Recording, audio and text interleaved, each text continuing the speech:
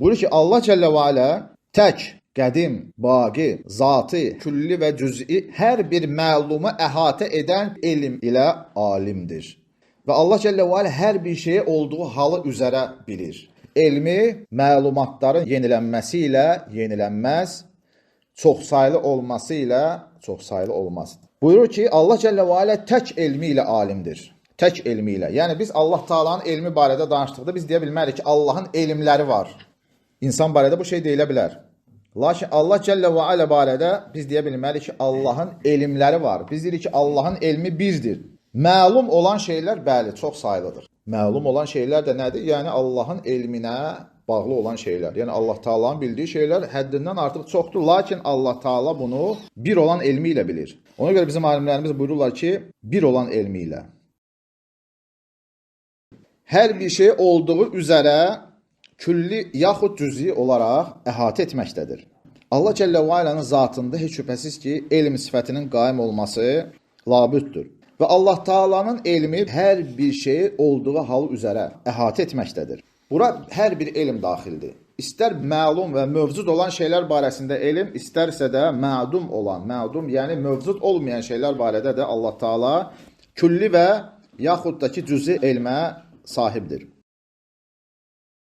Allah Cəllə və Alənin elmi nə zəruri elm deyil, nə kəsbi, yəni sonradan əldə edilmiş elm deyil, nə nəzəri elm deyil, nə də istidlali, yəni müəyyən dəlillər nəticəsində ortaya gələn elm deyil.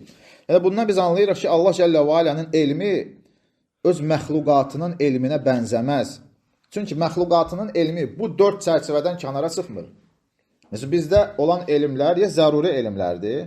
Məsələn, biz zəruri olaraq bilirik ki, bütöv bir şey yarıdan daha böyükdür. Bu şey üçün ağıl işlətməyə ehtiyac yoxdur axı, düzdür? Biz bilirik ki, bütöv bir şey yarısından daha böyükdür. Həmçinin nəzəri elmlər var. Nəzəri elmlər də yəni insanın ağlını işlədərək, yəni müəyyən bir düşüncədən, təfəkkürdən, araşdırmadan sonra gələn elmə kəsbi, nəzəri, istidlali elm deyilir. Yəni bu üç ifadə bir-birinə yaxın mənaları özündə şamil edir. Allah Cəllə və Alənin elmi isə bu dörd sadaladığımız şeydən tamamilə fərqlidir. Allah Cəllə və Alənin elmi əzəlidir və heç birinə bənzəməz. Burada buyurur ki, Allah Cəllə və Alə bir, vücudi, baqi, qədim və zatı olan və hər bir mümkünlə təalluq edən qüdrət sifəti ilə qadirdir. Keçmişdə elə bir şey yoxdur ki və həmçinin gələcəkdə elə bir şey olmayacaq ki, o şeylər onun qüdrətindən irəli gəlməsin.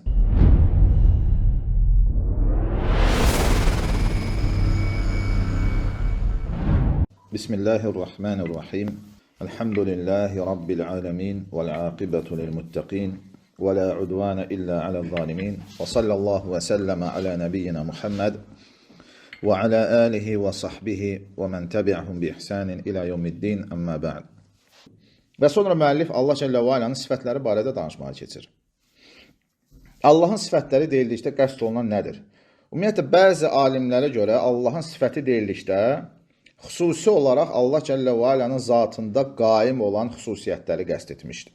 Bu da İbn Teymiyənin görüşüdür. İbn Teymiyyə deyir ki, Allah Cəllə və Aləyə izafət olunan, yaxud ona nisbət olunan sifətin mütləq ki, onun zatında qaim olması şərtdir.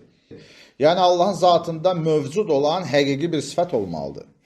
Lakin həmbəlilər və digər əhl-i sünnət mənsubları deyiblər ki, Allahın sifətləri dediyimiz zaman həm Allahın zatında mövcud olan, qaim olan sifətlər qəsd edilir və həmçinin də onun zatında qaim olmayan sifətlər.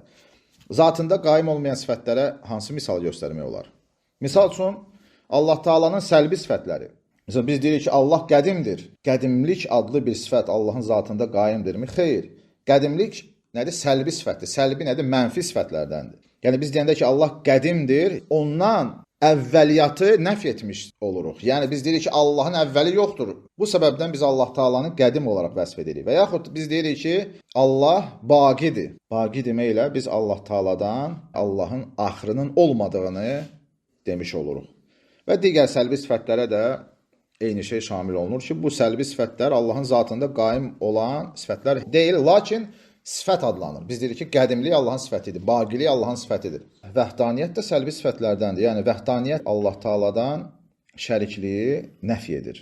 Və əhl-i sünnətin, xüsusən də həmbəli alimlərinə görə Allahın zatında qaim olan və olmayan xüsusiyyətlər, yaxud da vəsflər sifət adlanır.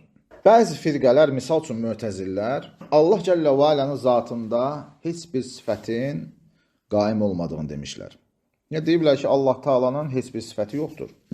Halbuki onlar ayətlərdə və naslarda, hədislərdə gələn məzmunu və mənasını isbat ediblər. Misal üçün, Mötəzillərin etiqadına görə Allah Cəllə və Alə eşidəndir, Allah Taala görəndir, Allah Taala qüdrət sahibidir. Lakin bizim sadaladığımız bu şeylər Mötəzillər qatında sifət adlanmır. Onlar deyirlər ki, bəli, Allah eşidir, lakin zatı ilə eşidir. Allah görür, lakin zatı ilə görür. Allah Cəllə və Alə qüdrət sahibidir, lakin onun qüdrəti sifəti deyil, onun zatıdır. Əhl-i sünnət Mötəzillərdən fərqli olaraq bu şeyləri sifət olaraq isbat ediblər. Bu səbəbdən Əhl-i sünnət əl-firaqus sifətiyyə adlanmışdır. Yəni, sifətləri isbat edən firqələr adlanmışlar. Sifətləri isbat edənlər və İbn Teymiyyə də onun kitablarında qeyd edir. Digər bütün firqələr sifətləri inkar etmişlər. Misal üçün, Mötəzillərdir, Rafizlərdir və digər azmış tayfalar Allah Cəllə və Aləyə sifət isbat etməmişlər. Onlar demişlər ki, əgər biz sifətləri isbat etsək, bu zaman təaddudul qudəmə etiqadı ortaya çıxacaq. Təaddudul qudəmə dedikdə onların qəsd etdiyi nədir? Deyir ki, əgər siz Allahın qüdrət sifətinin olduğunu deyirsinizsə, digər sifətlərin olduğunu deyirsinizsə, deməli siz çoxsaylı ilahlıq iddiasındasınız. Buna təaddudul qudəmə, yəni qədimlərin çoxsaylı olması deməkdir. Əgər siz sifətin qədim olduğunu deyirsinizsə, deməli bu sifət zatla yanaşı qədim olmalıdır.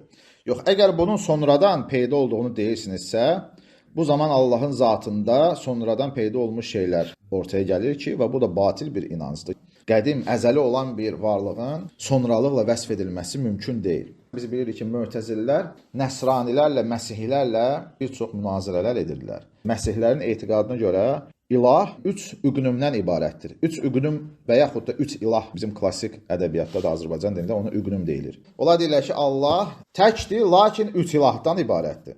Ata, oğul və müqəddəs ruh. Onlar onu 3 üqnüm adlandırırlar. Və Mötəzillər də o etiqadın batil olduğunu isbat etmək istədikdə, müsəlmanların belə bir inanca sahib olmadığını və bunun nəticəsində sifətləri inkar etmələri ilə nəticələnmişdir. Onlar elə zənn etmişlər ki, əhl-i sünnət sifətləri isbat etdikdə onu zatdan müstəqil bir tərzdə isbat etmişdir. Lakin Əhl-i sünnət qatında sabit olan qayda la hiyə aynul zət və la qayrul zət. Sifətlər nə zatın özüdür, nə də zatdan savayı bir şey deyil. Yəni bununla əhl-i sünnət demək istəmişlər ki, Allah Cəllə və Alənin sifətləri onun zatından ayrılmazdır. Onun zatından ayrılmaz. Yəni o müstəqil bir ilah deyil ki, məsəl üçün deyəsən Allahın zatı var və ayrıca bir qüdrət var, ayrıca bir eşitmə var, ayrıca bir iradə var. Lakin biz deyirik ki, Allahın sifətləri onun zatından ayrılmaz olan vəsfləridir. Məsələn, deyirəm ki, Nizat doktor biliklidir. Bilik onun sifətidir. Lakin mən deyə bilmərəm ki, Nizat doktor bilikdir. Bilik onun sifətidir. Biz deyirik ki, o bilik, yaxud o elm Allah Cəllə və Alənin zatı deyil. Və həmçinin onun zatından savayı bir şey də deyil. Nə üçün? Çünki onun zatından ayrılmazdır. Xülasə, Allah Cəllə və Alənin sifətləri onun zatından ayrılmaz olan vəsfləridir. Zatından ayrılmaz olan vəsflərdir. Və biz deyəndə ki, Allah görür, biz demirik Allah zatı ilə görür. Biz deyirik ki, Allah görmə sifəti ilə görür. Allah qüdrət sahibidir, lakin onun qüdrəti zatı deyil. Biz deyirik ki, Allah qüdrət sifəti ilə qadirdir. Yəni, sünnət bu şəkildə deyir. Allah Cəllə və Alə öz iradə sifəti ilə bir şeyi istəyəndir. Və bu səbəbdən də bizim alimlərimizin etiqad kitablarında Allah Cəllə və Alənin sifətləri barədə danışdıqlarını görə bilərik. Və müəllif ilk olaraq Allah Cəllə və Alənin elm sifəti barədə danışmağa başlayır. Və buyurur ki, وَبِأَنَّهُ تَعَالَى عَالِمٌ بِعِلْمٍ وَاحِدٍ قَدِيمٍ بَاقٍ ذَاتِيٍّ مُحِيطٍ بِكُلِّ مَعْلُومٍ كُلِّيٍّ أَوْ جُزْئِيٍّ عَلَى مَا هُوَ عَلَيْهِ فَلَا يَتَجَدَّدُ عِلْمُهُ بِتَجَدُّدِ الْمَعْلُومَاتِ وَلَا يَتَعَدَّدُ بِتَعَدُّدِهَا. Buyurur ki, Allah Cəllə və Alə tək, qədim, baqi, zatı, külli və cüz'i hər bir məlumu əhatə edən elm ilə alimdir. Və Allah Cəllə və Alə hər bir şeyi olduğu halı üzərə bilir. Elmi məlumatların yenilənməsi ilə yenilənməz, çoxsaylı olması ilə çoxsaylı olmaz. Buyurur ki, Allah Cəllə və Alə tək elmi ilə alimdir. Tək elmi ilə. Yəni biz Allah Taala'nın elmi barədə danışdıqda biz deyə bilmərik ki, Allahın elmləri var. İnsan barədə bu şey deyilə bilər. Lakin Allah Cəllə və Alə barədə biz deyə bilmərik ki, Allahın elmləri var. Biz deyirik ki, Allahın elmi bizdir. Məlum olan şeylər bəli, çox sayılıdır. Məlum olan şeylər də nədir? Yəni Allahın elminə bağlı olan şeylər. Yəni Allah Taala'nın bildiyi şeylər həddindən artıq çoxdur. Lakin Allah Taala bunu bir olan elmi ilə bilir. Ona görə bizim alimlərimiz buyururlar ki, bir olan elmi ilə. Bildik ki, Allah Cəllə və Alə'nin zati sifətləri, məsələn deyəndə ki, Allahın elmi var, biz deyirik ki, Allahın elmi birdir. Allahın iradəsi var, Allahın iradəsi birdir. Allahın qüdrəti var, Allah Taala'nın qüdrəti birdir. Sonra buyurur ki, alimin bi ilmin vahidin qadim. Allah Cəllə və Alə'nin elmi birdir və qədimdir. Yəni Allah Taala'nın elmi qədimdir deyildikdə, onun zatının əvvəli olmadığı kimi, həmçinin onun elminin də və digər sifətlərin də əvvəli yoxdur. Zətiyyin, yəni o da həmçinin Allah Cəllə və Alə'nin zatı sifətlərindən hesab olunur. Allahın zatı sifəti olduğunu dediyimiz zaman demək istəyirik ki, bu Allah Cəllə və Alə'nin zatında qaim olan, zatında mövcud olan sifətidir. Muhitin bi kulli ma'lumin. O elm hər bir məlum olan şeyi əhatə etməkdədir. Yəni bilinən hər bir şeyi əhatə etməkdədir. Sonra buyurur ki, kulliyyin əv cüz'iyyin alə mə huvə aleyhi. Hər bir şey olduğu üzərə külli yaxud cüz'i olaraq əhatə etməkdədir. Allah Cəllə və Alə'nin zatında heç şübhəsiz ki, elm sifətinin qaim olması labüddür. Və Allah Taala'nın elmi hər bir şey olduğu hal üzərə əhatə etməkdədir. Bura hər bir elm daxildir. İstər məlum və mövcud olan şeylər barəsində elm, istərsə də mədum olan, yəni mövcud olmayan şeylər barədə də Allah Taala külli və yaxud da ki, cüzi elmə sahibdir. Və Allah Taala'nın elm sifəti alimlərimizin buyurduğu kimi əqli əhkamların üçü ilə də əlaqəsi var. Biz keçən dərslərdə əqli əhkamların üç qismə bölündüyünü dedik. Və bu əqli əhkamlar da sifətlərlə müəyyən bir formada təalluq edir. O nə deməkdir? Məsəl üçün, əqli əhkamlar alimlərimizin buyurduğu kimi vacibiyyət, icazəli və mümkünsüzlük. Allah Cəllə və Alə'nin elm sifəti əqli əhkamların hər üçü ilə təalluq edir. Yəni, hər üçü ilə əlaqəlidir. Yəni, Allah Taala'nın elmi hər bir məlum ilə və hər bir mövcud və mədum olan şeylə təalluq edir. Hansısa bir mümkünsüz olan şeydir. Onun mövcud olması mümkün deyil. Lakin Allah Cəllə və Alə onun barəsində də elmə sahibdir. Buna misal çəkək. Bizə Allah Taala Quran-ı Kərimdə buyurur ki, "Ləv kənə fīhimə ālihatun illallahu lafəsədətə." Əgər göylərdə və yerdə Allahdan başqa ilahlar olsaydı, bütün bu göylər və yerin nizamı fəsada uğrayıb pozulardı. Deməli, bu mümkünsüz olan bir şeydir, düzdür? Allahdan başqa ilahların olması mümkünsüz olan bir şeydir. Lakin Allah Cəllə və Alə öz əzəli və kamil elmi ilə bunu bilmişdir. Halbuki bu şeyin olması mümkün deyil. Deməli, Allahın elm sifəti əqli əhkamlardan olan müstəhil, yəni imkansız şeylə də təalluq edir. Yəni, Allah Taala olmayacaq, ola bilməz bir şeyi də bilir. Ola bilməz bir şeyi də bilir. Əgər bu olsaydı, necə olacaqdı? Və biz bildik ki, Allahın elm sifəti hər üç əqli əhkamla təalluq edir. Yəni, onunla əlaqəsi var. Misal üçün, onlardan biri oxuduğumuz kimi müstəhil, həmçə icazəli olan şeylərlə. Yəni, Allah Taala mümkün olan varlıqlar barədə elm sahibidir. Həmçinin vacib olan varlıq barədə, yəni özü barədə elm sahibidir. Yəni, Allah Cəllə və Alə özünü kamil şəkildə tanıyır. Öz zatını, öz sifətlərini Allah Cəllə və Alə kamil şəkildə bilir və bu da nədir? Vacib olan barəsində elmə sahib olmaqdır. Və bəlli olur ki, Allahın elm sifəti əqli əhkamların hər üçü ilə təalluq edir. Hər üçünə də aiddir. Və sonra müəllif buyurur ki, Allah Cəllə və Alə'nin elmi məlumatların yenilənməsi ilə yenilənməz. Yəni, hər hansı bir yeni şey baş verdikdə, Allah Cəllə və Alə'nin zatında bu məlumat yenilənmir. Çünki əgər belə bir şey olsaydı, biz Allah Taala'nın o hadisə baş verməzdən öncə xəbərsiz olduğunu demiş olardıq. Yəni, bir növ Allah bilmirdi, o şey baş verəndən sonra Allahın zatında hansısa bir məlumat yeniləndi və bu da Allah Cəllə və Alə'ni həşə və kəllə cəhalətlə vəsf etmək anlamına gələ bilər. O baxımdan alimlərimiz buyururlar ki, məlumatların yenilənməsi ilə Allahın elmində heç bir yenilik baş vermir. Allah əzəli elmi ilə hər bir şey bilir. Əslində yenilənmə hansı şeylərdə baş verir? Məlumatlarda, yəni məlum olan şeylərdə, yəni Allahın məlum olan şeylərdə yenilik baş verir. Allahın elmində isə o şey baş vermir. Və müəllif buyurur ki, فَلَا يَتَجَدَّدُ عِلْمُهُ تَعَالَ بِتَجَدُّدِ الْمَعْلُومَاتِ وَلَا يَتَعَدَّدُ بِتَعَدُّدِهَا. O məlumatların çoxsaylı olması ilə Allah Taala'nın elmi çoxalmaz, yəni çoxsaylı olmaz. Çünki Allah Cəllə və Alə qeyd edildiyi kimi "Ənnehu alimun bi ilmin vahidin." Allah bir elmi ilə alimdir, bir elmi ilə biləndir. Lakin məlumatlar isə bildiyimiz kimi çoxdur. Və sonra müəllif buyurur ki, "Leysə bi daruriyyin və la kəsbiyyin və la nazariyyin və la istidlali." Allah Cəllə və Alənin elmi nə zəruri elm deyil, nə kəsbi, yəni sonradan əldə edilmiş elm deyil, nə nəzəri elm deyil, nə də istidlali, yəni müəyyən dəlillər nəticəsində ortaya gələn elm deyil. Yəni bundan biz anlayırıq ki, Allah Cəllə və Alənin elmi öz məxluqatının elminə bənzəməz. Çünki məxluqatının elmi bu 4 çərçivədən kənara çıxmır. Məsələn, bizdə olan elmlər ya zəruri elmlərdir. Məsələn, biz zəruri olaraq bilirik ki, bütöv bir şey yarıdan daha böyükdür. Bu şey üçün ağlı işlətməyə ehtiyac yoxdur axı, düzdür? Biz bilirik ki, bütöv bir şey yarısından daha böyükdür. Həmçinin nəzəri elmlər var. Nəzəri elmlər də yəni insanın ağlını işlədərək, yəni müəyyən bir düşüncədən, təfəkkürdən, araşdırmadan sonra gələn elmə kəsbi, nəzəri, istidlali elm deyilir. Yəni bu üç ifadə bir-birinə yaxın mənaları özündə şamil edir.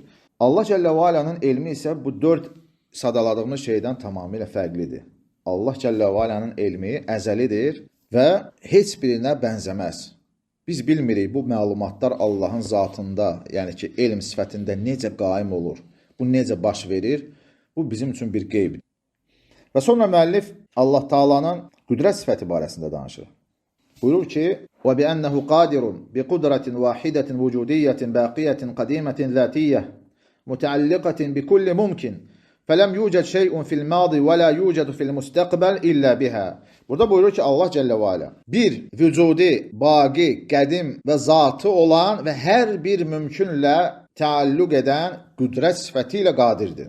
Keçmişdə elə bir şey yoxdur ki və həmçinin gələcəkdə elə bir şey olmayacaq ki, o şeylər onun qüdrətindən irəli gəlməsin. Müəllif buyurur ki, Allah Cəllə və Alə bir qüdrəti ilə qadirdir. Allahın qüdrəti birdir, çox saylı deyil. Vücudidir, yəni həqiqi şəkildə mövcuddur. Baqidir, yəni onun sonu yoxdur. Qədimdir, əvvəli yoxdur. Zatıdır, Allahın zatı sifətidir. Mütəalliqatin bi kulli mumkin. Burada buyurur ki, onun qüdrət sifəti yalnız mümkün olan şeylərlə təalluq edir. Və bizə məlum olur ki, Allah Taala'nın qüdrət sifəti əqli əhkamların hər üçünü əhatə etmir. Elm sifətindən fərqli olaraq. Biz dedik ki, elm sifəti hər üç əqli əhkamla təalluq edir. Məsələn, Allah Taala icazəli olan şeyləri də bilir, vacib olan şeyləri də bilir, mümkünsüz olan şeyləri də bilir də. Biz ona misallar çəkdik. Lakin qüdrət sifəti elə deyil. Biz dedik ki, qüdrət sifəti yalnız mümkün olan şeylərlə təalluq edir. Allahın sifəti vacib olan şeylə və mümkünsüz olan şeylə təalluq etmir. Buna bir misal çəkək. Bir insan əgər sənə deyərsə ki, Allah özü mislində bir ilah yarada bilərmi? Biz deyəcəyik ki, bu absurd bir sualdır. Birinci ona görə ki, ilahın yaradılması artıq onun ilah olmadığını ifadə edir. Çünki artıq o yaradılmışdır. Əgər bir ilah yaradılarsa, yaradılmışın ilah olması mümkün deyil. Və yaxud da ki, dinsizlər həmişə elə suallar qoyurlar ki, Allah özünü də qaldıra bilməyəcəyi daşı yarada bilərmi? Biz deyirik ki, bu Allahın qüdrəti ilə təalluq etməyən bir şeydir. Nəyə görə? Çünki bu mümkünsüz bir şeydir. Və həmçinin Allah Taala'nın özü mislində bir Allah xəlq etməsi mümkündürmü? Biz deyirik ki, yox. Çünki Allah Taala'nın qüdrəti vacib olan şeylərlə təalluq etmir. Deməli, ancaq mümkün olan şeylərə təalluq edir. Deməli, Allah Cəllə və Alə yalnız mümkün olan şeylərə qadirdir. Mümkünsüz olan şeylərə və yaxud vacib olan şeylərə onun qüdrəti təalluq etmir. Və Allah Taala'nın Quran-ı Kərimdə qeyd etdiyi bütün bu ayətlər, məsələn, Allah Taala deyir ki, "İnnallaha alə kulli şeyin qadir" ayətləri həddindən artıq çoxdur. Allah hər bir şeyə qadirdir.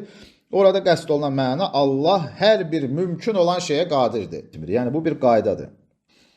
Və bu dərsdə inşallah qısa şəkildə biz Allah Taala'nın iki sifəti barəsində oxuduq. Növbəti dərsdə bu sifətlər mövzusunu davam etdirəcəyik. Allah Cəllə və Alə bizi eşidib, fayda götürən qullarından etsin. Və əxir dəvana elhamdülillahi rabbil alamin.